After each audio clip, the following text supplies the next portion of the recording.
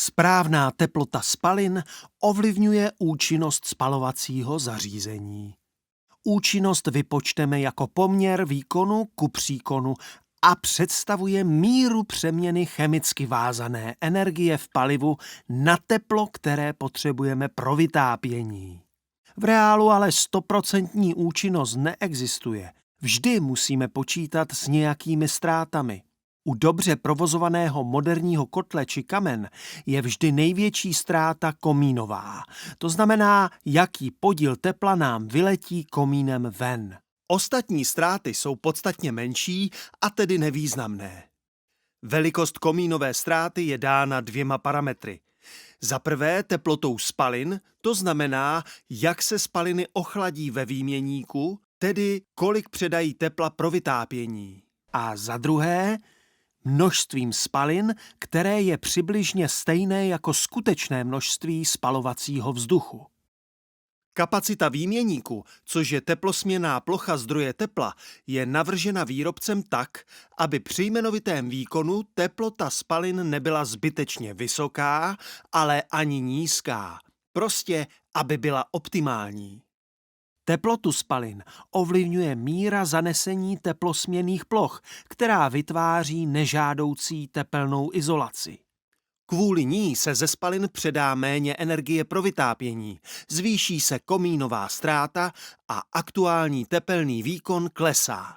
Výkon může být buď to jmenovitý, což představuje optimální teplotu spalin, tedy i ideální komínovou ztrátu, výrazně vyšší než jmenovitý, když je kapacita výměníku nedostatečná a teplo ze spalin se nestihne dostatečně předat pro potřeby vytápění, což nastane při velkém příkonu, kdy rychle hoří velké množství paliva, spaliny mají vysokou teplotu a komínová ztráta je zbytečně vysoká.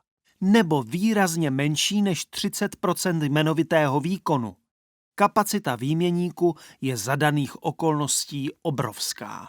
Takže spaliny se ochladí až pod rostný bod a hrozí kondenzace dehtu a vodní páry ve spalinové cestě a v kotli.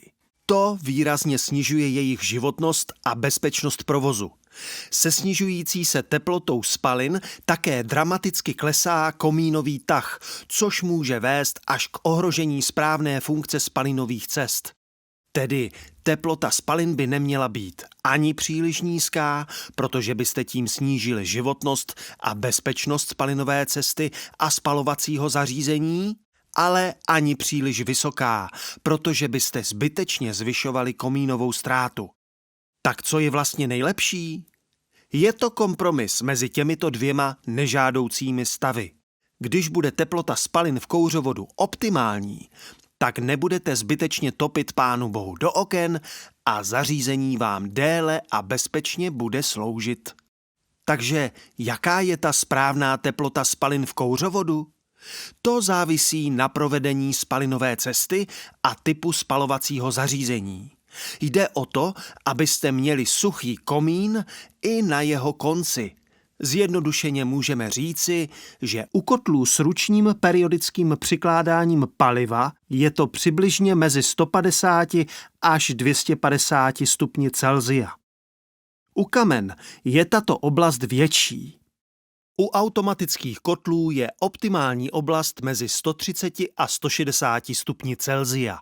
Nejvíce teplotu spalin v kouřovodu ovlivní příkon, tedy kolik, co a jak často přikládáte, nastavení spalovacího zařízení, velikost komínového tahu a samozřejmě i perioda čištění teplosměnných ploch a spalinové cesty. Takže teď už víte, proč je dobré mít na kouřovodu teploměr. Můžete maximalizovat účinnost spalovacího zařízení bez rizika kondenzace a zanášení spalinové cesty. Také budete vědět, kdy nastal čas zařízení vyčistit. Udržuj v kouřovodu optimální teplotu spalin.